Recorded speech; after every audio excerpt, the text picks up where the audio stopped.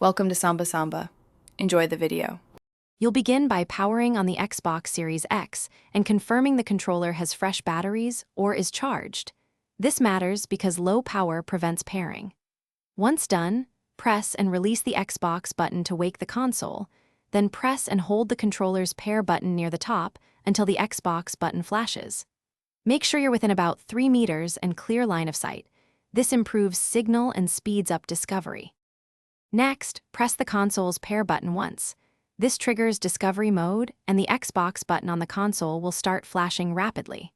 Then, press and hold the controller pair button until its Xbox light blinks quickly. This tells you the controller is searching for the console.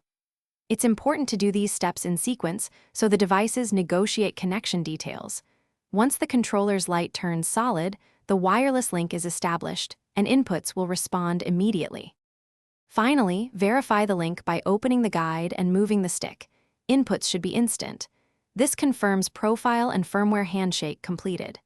If nothing happens, connect the controller with a USB-C cable to force a wired connection. This updates firmware and often fixes pairing faults. If that still fails, remove batteries or disconnect the rechargeable pack for 10 seconds to reset the controller. Then retry the wireless pairing sequence. This common trouble. Thanks for watching. Consider subscribing if we helped you.